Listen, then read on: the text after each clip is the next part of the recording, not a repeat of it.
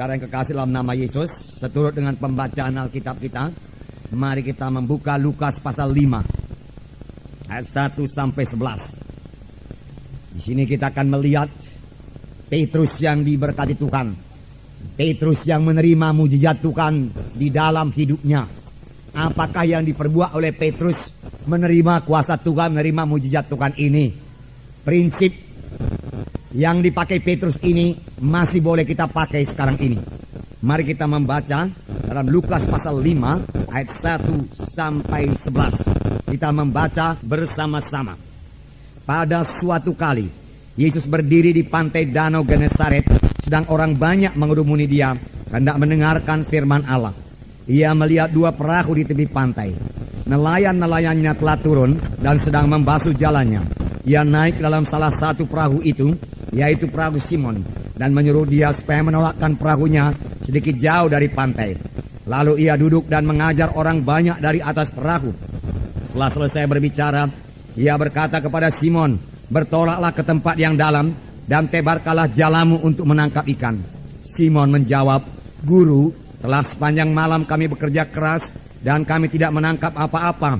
Tetapi karena engkau menyuruhnya, aku akan menebarkan jala juga."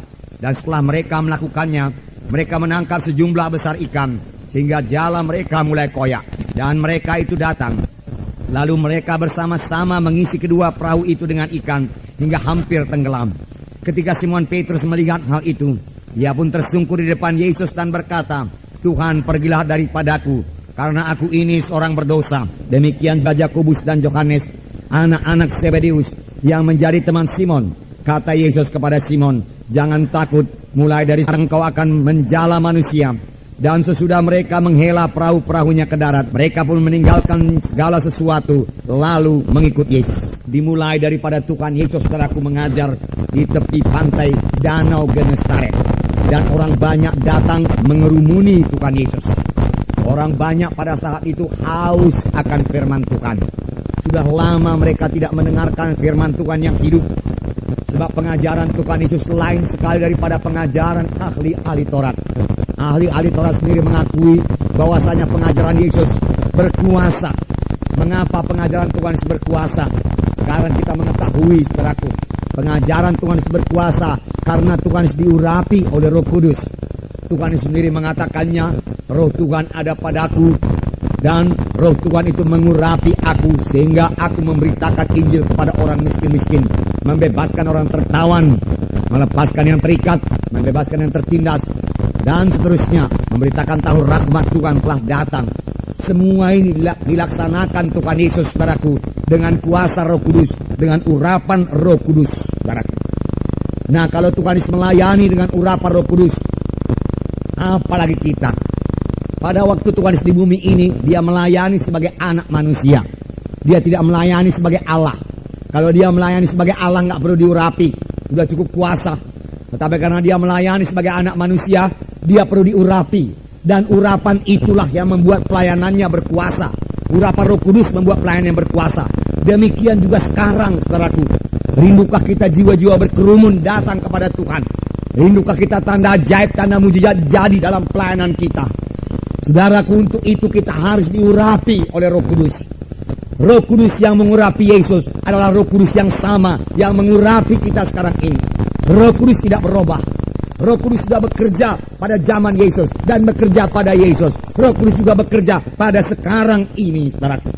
Kalau gereja-gereja dipenuhkan dengan Roh Kudus, berarti setiap anak-anak Tuhan dalam gereja itu dipenuhkan dengan Roh Kudus, saudaraku.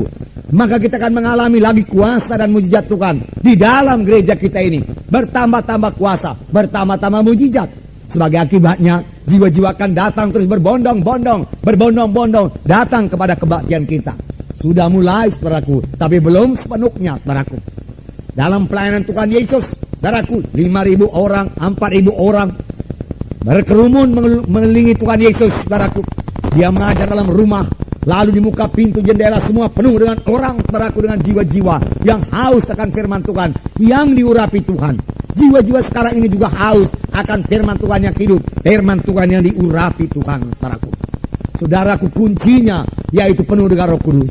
Puji Tuhan, saudaraku. Sekarang ini saudaraku semua kita boleh penuh dengan Roh Kudus. Dan Tuhan pun bermaksud membaptiskan kita semua dengan Roh Kudus. Sama seperti dia melarang murid-muridnya, janganlah kamu tinggalkan Yerusalem. Tunggulah perjanjian Bapa yang kamu dengar daripadaku. Karena Yohanes membaptis dengan air, tapi tidak lama lagi kamu akan dibaptis dengan Roh Kudus. Dan Tuhan menambahkan, kamu akan beroleh kuasa kelak apabila Roh Kudus turun ke atas kamu. Kamu menjadi saksi bagiku, Yerusalem, Yudea, Samaria, sehingga sampai ke ujung bumi. Jadi Roh Kudus itu kuasa. Urapan Roh Kudus menghasilkan kuasa. Nah, biarlah semua kita menerima Roh Kudus. Bagi saudara yang sudah menerima Roh Kudus, biarlah saudara penuh tiap-tiap hari dengan Roh Kudus. Bagi yang belum menerima Roh Kudus, terimalah Roh Kudus dengan iman. Bagaimana menerimanya, saudaraku? Oh, pelajaran kita, firman Tuhan pada hari ini akan menerangkannya kepada saudara. Sebab Petrus menerima kuasa Tuhan, Petrus menerima berkat Tuhan, Petrus menerima ajaib Tuhan. Apakah yang diperbuat oleh Petrus? Yang diperbuat Lukas 5 ini merupakan prinsip yang bisa kita pakai sekarang ini untuk menerima segala berkat yang telah dijanjikan Tuhan kepada kita, saudaraku. Nah, saudaraku yang kasih dalam nama Yesus. Jadi, saudaraku, Tuhan Yesus mengajar ini di tepi danau Galilea, saudaraku. Dan orang banyak berhimpun kepadanya dan mulai mendesak-desak Tuhan Yesus. Tuhan Yesus berdiri di tepi pantai supaya jangan, saudaraku, Tuhan Yesus terdesak sampai ke air, saudaraku. Tuhan Yesus melihat ada perahu Petrus di tepi pantai. Dan dia meminjam perahu Petrus. Petrus, bisa aku pinjam perahumu? Simon, bisa aku pinjam perahumu? Wah, Simon berkata, silakan Tuhan. Ya, silakan. Lalu saudaraku, Tuhan Yesus mulai mengajar orang banyak dari atas perahu Petrus. Saudaraku. Selesai mengajar, saudaraku, Tuhan Yesus, saudaraku, memperhatikan Petrus. Sudah seharusnya Petrus diberkati Tuhan. Layaklah Petrus menerima berkat Tuhan, saudaraku. Mengapa, saudaraku? Petrus sudah menabur. Kalau sekarang ini kita katakan, semua yang menabur, saudaraku, pasti menuai. Saudaraku. Petrus telah memberikan perahunya, dipakai untuk mengabarkan Injil. Layaklah, sudah seharusnya lah Petrus diberkati Tuhan, saudaraku. Dan Tuhan pun mau memberkati Petrus, saudaraku. Karena Petrus sudah berkorban, saudaraku, untuk pekabaran Injil. Petrus berkorban waktunya, saudaraku. Petrus berkorban, saudaraku, tenaganya, saudaraku. Sebenarnya Petrus sudah capek semalam-malaman menangkap ikan, tetapi tidak berhasil apa-apa. Dan dia bermaksud pulang untuk istirahat. Dia membersihkan jalannya supaya besok malamnya lagi, saudaraku, mulai lagi menangkap ikan. Dia cukup punya alasan buat pulang, tetapi Petrus tidak pulang. Dia memberi tempat pada Yesus. Silakan Tuhan Yesus, pakailah perahuku, dia berkata. Dan Tuhan Yesus memakai perahu Petrus. Dari atas perahu itulah Tuhan Yesus mulai mengajarkan firman Tuhan yang sangat berharga, yang memberi berkat bagi jiwa-jiwa yang menepi pantai danau Galilea itu, saudaraku. Saudara kekasih, dalam nama Yesus, Tuhan mau memberkati Petrus. Tuhan mau mencurahkan berkatnya pada Petrus, saudaraku.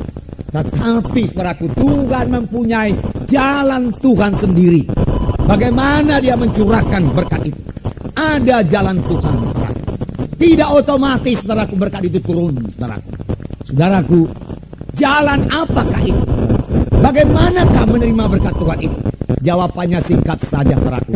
Kalau kita mau menerima berkat Tuhan, kita harus menerimanya dengan iman.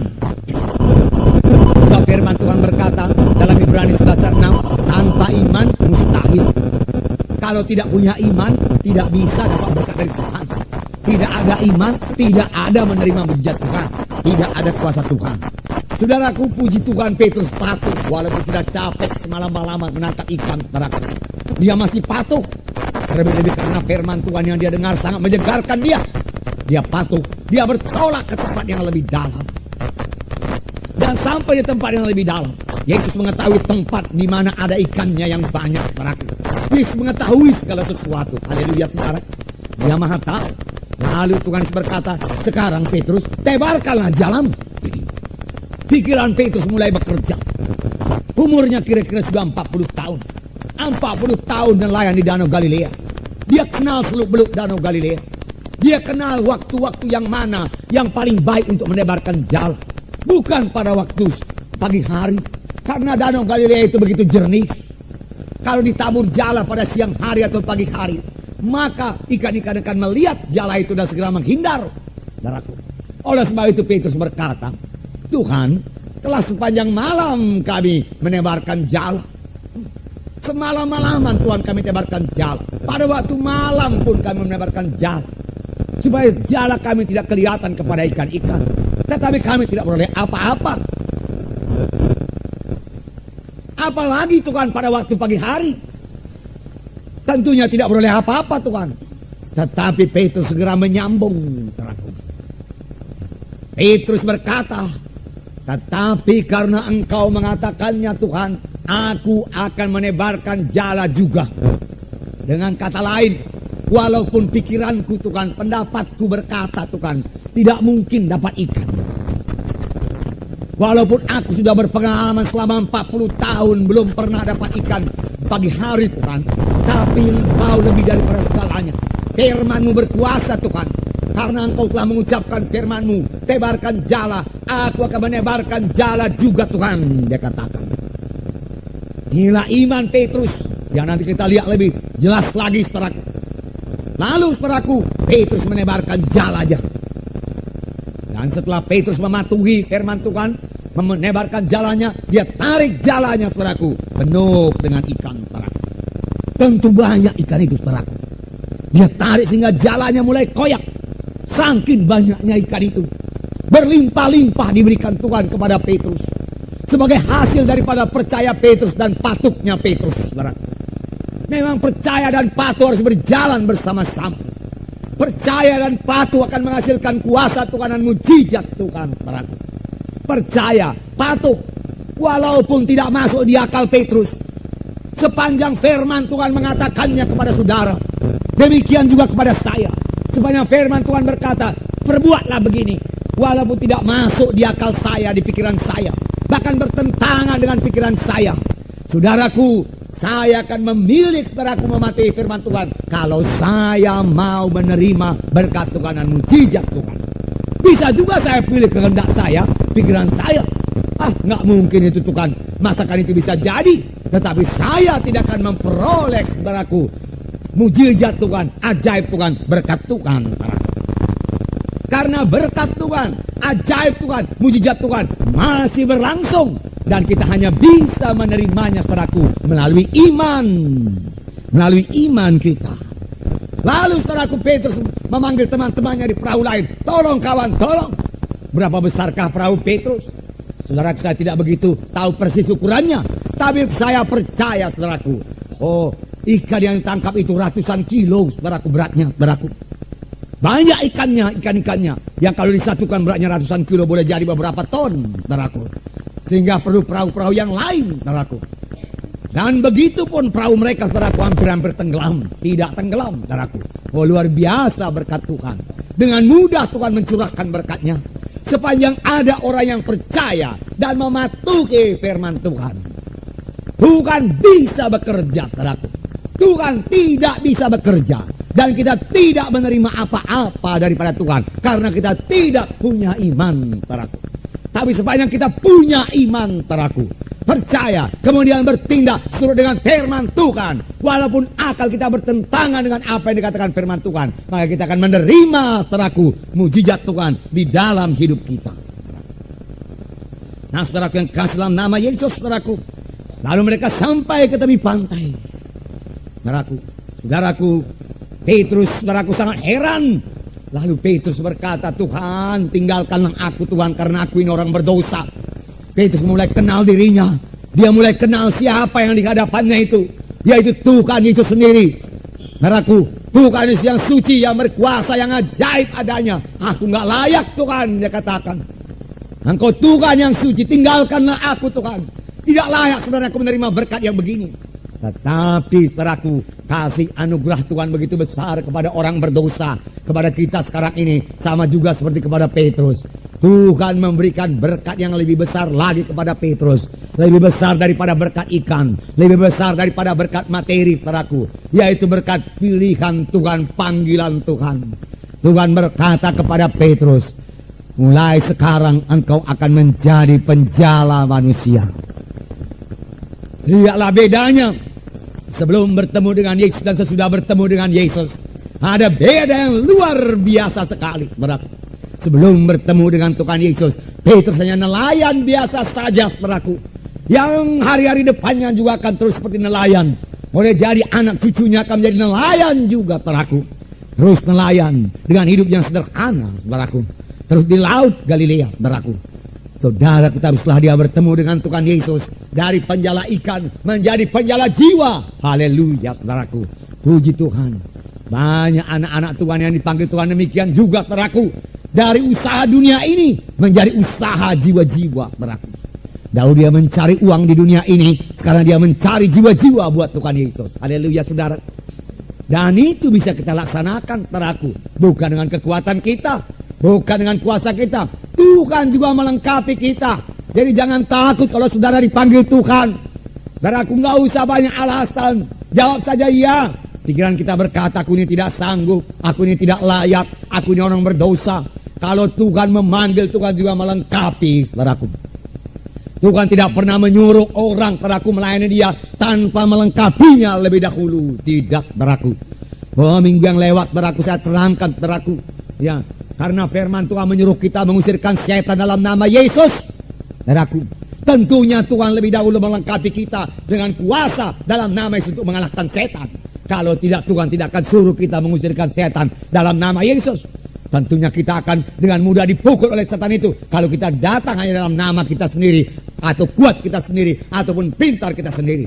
Tetapi kita sebagai anak-anak Tuhan lebih dahulu dilengkapi Tuhan dengan kuasa dalam nama Yesus, saudaraku, untuk mengusirkan setan. Barulah dia suruh kita mengusirkan setan dalam nama Yesus. Dan alangkah baiknya kalau kita percaya dan melaksanakannya, dan kita pasti. Puji Tuhan, saudaraku, puji Tuhan. Nah, karena Petrus telah mendapat sesuatu yang jauh lebih berharga, saudaraku, daripada ikan-ikan, saudaraku. Ikan-ikan itu di mata Petrus menjadi tidak berharga lagi, saudaraku. Apa yang dilihat Petrus? Petrus mulai lihat jiwa-jiwa yang dijala. Mahal sekali jiwa-jiwa dijala buat kerajaan sorga, saudaraku. Oh, saudaraku, dengan segera mereka meninggalkan ikan-ikannya semua, saudaraku. Ikan-ikan yang biasanya mereka bawa ke pajak, lalu dijual dengan harga mahal. Tapi kali ini dia tinggalkan semua, karena dia telah bertemu mutiara yang paling berharga. Bagaimana perumpamaan Tuhan Yesus, seorang peladang bertemu dengan mutiara yang besar ladangnya di suatu ladang. Lalu dia menjual semua miliknya, lalu membeli ladang itu untuk memperoleh mutiara yang paling mahal itu. Tidak ada yang lebih indah, saudaraku, dari Tuhan Yesus, saudaraku. Jangan ada yang menghalangi saudara untuk mengikut Yesus, saudaraku. Oh, saudaraku, Yesus yang termahal, Yesus yang terindah dalam hidup kita. Tanpa Yesus kemanakah kita ini, saudaraku? Saudaraku, hanya dalam Yesus ada keselamatan, saudaraku. Saudara, puji Tuhan kalau Tuhan sudah memanggil saudara untuk melayani Tuhan, saudaraku. Nah, barangkali saudara bertanya, oh kalau begitu apakah saya mesti meninggalkan pekerjaan saya? Roh Kudus akan memimpinkan saudara. Saudara akan tahu sendiri. Kalaupun ditinggalkan, saudara akan tahu kapan waktunya ditinggalkan. Karena sesudah Petrus dipanggil Tuhan pada saat ini, inilah permulaan pelayanan Tuhan Yesus. Petrus masih dibentuk Tuhan lagi selama 3,5 tahun, saudaraku. Demikian kita yang sudah merasakan panggilan Tuhan, jangan terus terjun dalam panggilan Tuhan lalu meninggalkan segala-galanya. Banyak hamba-hamba Tuhan berbuat demikian, lalu berakhir dengan frustrasi, gagal. Mengapa, saudaraku? Karena dia belum dilengkapi, dia belum dipersiapkan, belum dibentuk lebih dahulu, saudaraku. Ya, dia perlu dibentuk lebih dahulu. Setelah dibentuk lebih dahulu, dilengkapi, baru bergerak, saudaraku. Dan kalau pada saat Tuhan berkata, tinggalkan semua pekerjaan dunia ini, haleluya, puji Tuhan, saudaraku. Nah, tapi kalau Tuhan belum berkata tinggalkan, silahkan kerja. Bahkan Paulus, rasul yang besar, saudaraku, dia masih bekerja setelah dia jadi rasul, saudaraku. Jadi Paulus lain, Petrus lain, saudaraku. Dua-dua rasul Tuhan, dua-dua diberkati Tuhan. Puji Tuhan, saudaraku. Namun satu hal yang pasti, saudaraku, firman Tuhan berkata, cari dahulu kerajaan Allah dan kebenarannya, maka sekaliannya akan ditambahkan padamu. Haleluya, saudara. Cari dulu Tuhan, saudaraku. Nah, saudaraku yang kasih dalam nama Yesus. Jadi, saudaraku, Petrus menerima mujizat Tuhan dengan iman. Di manakah kelihatan iman Petrus ini, saudaraku? Nanti kita lihat. Tapi biarlah kita mengerti dulu apa yang disebut iman. Iman, saudaraku. Faith, dia katakan bahasa Inggris. Apa itu, saudaraku? Ibrani pasal 11 ayat 1 mengatakan, iman yaitu dasar dari segala sesuatu yang kita harapkan dan bukti dari segala sesuatu yang belum kita lihat. Saudaraku, dasar dari segala sesuatu yang kita harapkan. Ada dasarnya, saudaraku. Kemudian bukti dari segala sesuatu yang belum kita lihat.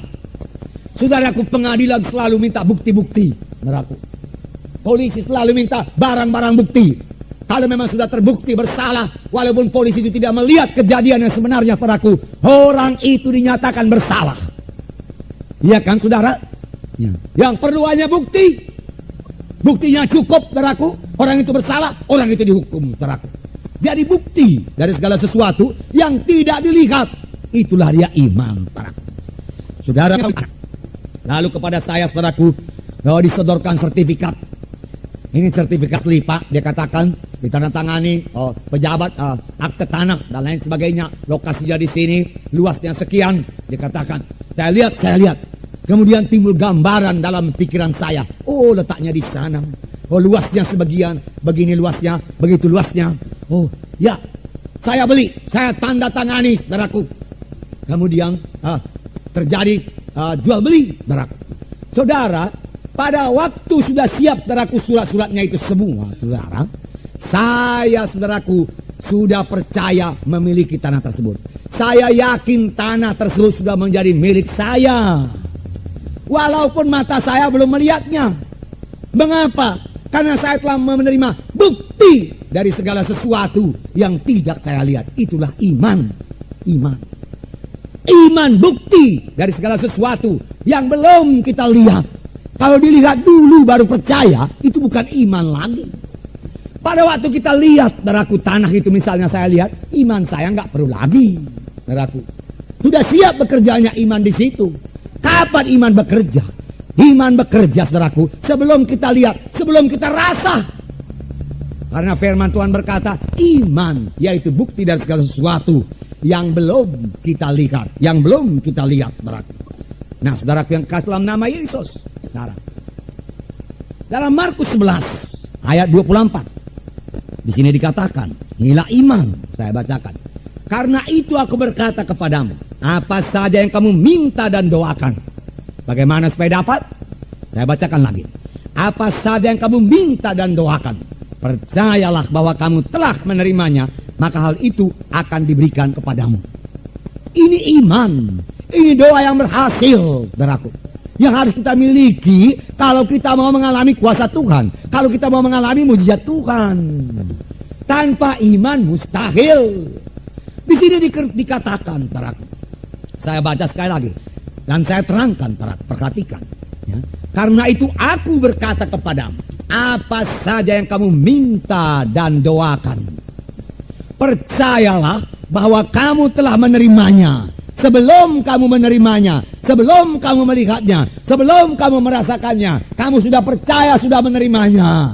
Inilah saya katakan kepada saudara, saya terangkan, inilah iman. Kamu percayalah bahwa kamu telah menerimanya sebelum kamu menerimanya. Kamu telah menerimanya sebelum kamu melihatnya. Kamu telah bersuka cita. Tuhan sudah mendengarkan doaku. Haleluya, Tuhan telah berkata. Kalau saudara telah berbuat demikian, firman Tuhan berkata, maka hal itu akan diberikan kepadamu. Tetapi banyak kali anak-anak Tuhan berlaku sebaliknya. Dia sudah berdoa, sungguh-sungguh berdoa, tetapi setelah berdoa dia tidak lihat apa-apa, dia tidak rasa apa-apa. Misalnya dia sakit, dia rasakan penyakitnya, masih sakit juga, lalu dia berkata, masih sakit juga. Imannya tidak bekerja. Atau sama sekali dia tidak punya iman. Kalau demikian, maka dia tidak akan menerima apa yang didoakannya itu. Bagaimana supaya kita menerima apa yang kita doakan itu? Sesudah kita berdoa, kita percaya sudah menerimanya. Kita percaya sudah sembuh. Walaupun bukti-bukti badannya, simptom-simptom penyakit masih bekerja, sedikit pun tidak berkurang. Tapi kita percaya sudah menerimanya. Karena Tuhan yang berjanji itu setia. Haleluya Tuhan, aku terima kesembuhanku. Haleluya Tuhan. Saudara berkata, maka iman saudara akan bekerja, kuasa Tuhan akan bekerja dalam hidup saudara, dan saudara akan menerima apa yang saudara minta itu. Haleluya saudara. Nah saudara yang kasih dalam nama Yesus saudaraku, sesudah sembuh nggak perlu lagi iman. Kalau sudah sembuh saudara berkata, oh iya betul lah, aku percaya betul lah firman Tuhan itu nggak iman lagi saudaraku. Itu hanya saudaraku olahan otak ini saja saudaraku. Semua pun orang bisa berkata demikian saudaraku. Jadi iman yaitu percaya, ya, percaya dengan sungguh-sungguh, percaya dengan sepenuh hati. Apa yang dikatakan Tuhan itu jadi. Tuhan mengenapkan firman-Nya sehingga dikatakan bukti dari segala sesuatu yang belum kita lihat. Haleluya saudara. Kalau saudara seorang ahli waris dari orang kaya yang kaya, ya, misalnya diwariskan kepada saudara uang 100 juta di bank. Pada waktu orang itu meninggal, uang itu akan menjadi milik saudara. Demikian bunyi surat wasiat itu. Lalu orang kaya itu meninggal. Pada waktu itu saudara sudah memperoleh uang 100 juta di bank. Walaupun uang 100 juta itu belum saudara lihat. Mengapa? Ada buktinya. Bukti dari segala sesuatu yang belum dilihat. Apa itu? Surat wasiatnya. Itulah iman. Haleluya saudara. Itulah iman. Ya. Saudara memiliki 100 juta. Walaupun saudara belum datang ke bank dan mengeranya satu persatu. Saudaraku. Tetapi karena surat warisan itu ditujukan kepada saudara dan ditandatangani oleh yang berwenang, saudaraku, 100 juta milik saudara. Maka pada waktu dia meninggal dunia, saudara boleh 100 juta rupiah. Itu iman. Walau saudara belum lihat. Haleluya saudara. Mengertikah saudara iman sekarang, saudaraku? Itu iman, saudaraku, iman. Nah, saudara, jadi demikian menerima berkat-berkat Tuhan yang lain. Dengan apa? Dengan iman. Keselamatan diterima dengan iman. Dengan anugerah itu kami selamatkan oleh sebab iman. Hal itu bukan perbuatan kamu, tapi anugerah Tuhan Allah saja. Supaya jangan seorang, bukan daripada perbuatanmu, supaya jangan seorang memegahkan. Terima iman gak lihat Tuhan disalib, saudaraku. Saudara gak lihat darahnya dicurahkan, tapi ada tertulis dan saudara mempercayainya, saudaraku. Kemudian saudara berseru kepada Tuhan, karena firman Tuhan berkata, yang menyeru nama Tuhan akan selamat, yang mengaku Yesus sebagai Tuhan dan Juru Selamat, mati untuk menebus dosa kita, darahnya dicurahkan, bangkit pada hari yang ketiga, Yesus hidup, dan saudara menerima dia sebagai Tuhan dan Juru Selamat, dengan iman saudara terima, maka saudara selamat. Patuhi firman Tuhan. Kepada Petrus sebenarnya ada dua pilihan, saya terangkan lagi. Satu, saudaraku, dia percaya kepada Tuhan, lalu mematuhi apa yang dikatakan Tuhan. Yang kedua, dia nggak bisa diyakinkan. Tuhan 40 tahun nelayan di Gadu Galilea, belum pernah menangkap ikan. Tahu Tuhan baru munculnya, belum kenal Danau Galilea. Saya sudah kenal, belum pernah dapat ikan pagi-pagi. Oleh sebab itu Tuhan, pulang aja lah kita Tuhan. Capek-capek nembarkan jalan, nanti disusun lagi, capek-capek. Lebih bagus nanti malam aja Tuhan. Dia tidak akan menerima berkat Tuhan, tidak akan mengalami mujizat Tuhan kalau demikian. Tapi puji Tuhan, dia percaya dan patuh. Karena aku percaya dan patuh. Memang syarat utama menerima berkat Tuhan, percaya, patuh, percaya. Sekali Tuhan berangkat ke Nazaret, kampung asalnya, dia membawa banyak berkat untuk orang Nazaret. Udah lama aku bergaul dengan orang Nazaret, ku kenal banyak orang itu. Tuhan Yesus berkata, ku bawa ada berkat keselamatan, berkat kesembuhan, berkat berkelimpahan, hidup berkemenangan, hidup yang berhasil. Ku buka mata rohaninya, semuanya selamat, semua ke sorga. Lalu Tuhan Yesus pergi ke Nazaret. Lalu dia mulai memberitakan berita Injil kepadaku. Dan orang Nazaret takjub. Tapi takjub aja nggak cukup padaku untuk menerima kuasa Tuhan. Sekedar takjub, terheran-heran. Wah, luar biasa firman Tuhan ini. Tapi nggak dipatuhi, nggak dipercayain. Takjub saja mereka itu. Lalu reaksinya bagaimana? Dia katakan, ini kan anak si Yusuf, dia katakan. Tukang kayu itu, dia katakan. Iya, aku lihat dulu main-main itu. Dia katakan di pekarangan itu, dia katakan. Iya, itu orangnya pendiam-pendiam itu, baik-baik itu. Dia katakan. Dari mana dapatnya ini hikmatnya begini rupa? Siapa pula gurunya? Siapa yang mengajari dia? Kenapa dia bisa berkata-kata demikian? Dibilangnya pula mujizat katanya. Dia katakan. Lalu mereka tidak percaya. Firman Tuhan mengatakan. Mereka tidak percaya. Dan firman Tuhan juga mengatakan, karena mereka tidak percaya, Tuhan Yesus tidak dapat melakukan mujizat di sana. Tuhan Yesus pergi meninggalkan Nazaret, pergi meninggalkan orang masih sakit, masih kerasukan setan, masih diikat dosa, yang sebenarnya semuanya bisa bebas, bisa berubah hidupnya, bisa sembuh, bisa hidup baru, bisa bersuka cita, kalau saja mereka mau percaya. Tapi karena mereka memilih tidak percaya, mereka tidak mau diyakinkan, saudaraku semua, mereka tetap dalam dosanya, dalam penyakitnya. Yesus tidak memaksa. Harus dengan iman. Haleluya, saudara. Ada juga yang sudah mulai patuh, tapi patuh separuh jalan. Datang gelombang, saudaraku, dia mulai nggak percaya lagi. Nah, orangnya Petrus juga. Sekali Petrus ingin naik kapal lagi, karena dia memang nelayan, datang angin ribut, saudaraku, memukul kapal. Dan tengah malam, saudaraku, Tuhan Yesus datang dan berjalan di atas air. Berjalan di atas air. Belum pernah manusia berjalan di atas air. Nampaknya bayangan putih-putih, saudaraku. Hantu, katanya, saudaraku. Hantu, katanya, saudaraku. Bukan, itu Tuhan, Tuhan. Hantu, hantu. Nah, Tuhan Yesus berkata, aku bukan hantu. Aku Tuhan.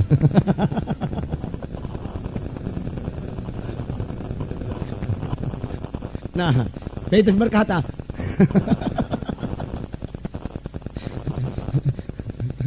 kalau engkau bukan hantu, tapi Tuhan, suruh aku berjalan di atas air. Lalu Tuhan Yesus berkata, mari Petrus berjalan di atas air. Sebab aku bukan hantu, tapi Tuhan. Nah, Petrus turun dari perahu. Itu iman, kan? Turun dari perahu di air yang bergelombang. Sudah, dia turun dari perahu, lalu berjalan di atas air sambil memandang kepada Yesus. Dia memandang kepada Yesus. Tapi firman Tuhan berkata, ketika dia mulai memandang kepada gelombang, melihat kepada gelombang, tidak lagi melihat kepada Yesus, dan merasakan angin memukul dia, pikirannya mulai bekerja. Aku si Petrus, dia katakan, bukan Tuhan. Kok bisa berjalan di atas air, katanya, saudaraku. Ya, pikirannya mulai bekerja, saudaraku. Ini gelombang begini besar, tenggelam aku sekali ini, dia katakan. Ya, saudara, lalu dia rasa angin, wah derasnya angin ini. Menyesal aku ninggalin perahu, katanya, saudaraku. Saudara, apa yang jadi kepada dia? Mulai dia tenggelam. Separuh jalan percaya, separuh jalan bimbang. Betul-betul dia bimbang. Mengapa, saudaraku? Karena Tuhan berkata, hai orang yang kurang percaya, mengapa engkau bimbang? Engkau sebetulnya nggak perlu tenggelam, nggak perlu. Bisa kita jalan-jalan di atas air, dia katakan. Ya, kita jalan ke sana, jalan kemari di atas air ini, sepanjang engkau percaya. Tetapi engkau bimbang, kurang percaya, tenggelam. Syukur Tuhan menarik tangannya dan membawanya ke perahu. Tidak separuh jalan, percaya penuh. Haleluya, saudara. Percaya penuh, saudaraku. Demikian mengikut Tuhan, bukan separuh umur, saudaraku. Sepenuh umur, saudara. Saudara nanti bisa berkata, aku telah mengikuti Tuhan dengan sepenuh hatiku, seumur hidupku. Saudara boleh berkata nanti, saudara, kepada anak cucu saudara, aku telah mengikuti Tuhan dengan sepenuh hatiku, seumur hidupku. Percaya. Dan aku percaya, jangan bimbang, jangan berdasar pada penglihatan, percaya saudara itu. Perasaan tidak, tapi tak bergantung kepada firman Tuhan. Bergantung kepada firman Tuhan, bergantung kepada firman Tuhan. Tidak yang dilakukan oleh Petrus, saudaraku. Dia percaya dan dia patuh, dia percaya dan dia patuh. Dia menerima mujizat Tuhan.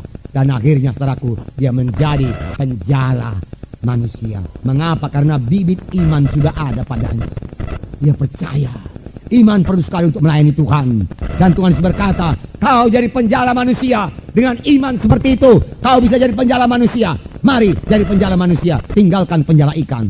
Dan kita kenal Petrus, saudaraku, jadi rasul Tuhan yang besar. Saudaraku, dimulai karena dia percaya. Marilah kita percaya. Kalau kita bisa percaya kepada manusia, mengapa tidak kepada Tuhan? Jauh-jauh lebih percaya kepada Tuhan. Percayalah kepada Tuhan. Percaya. Mari kita berdiri, saudara.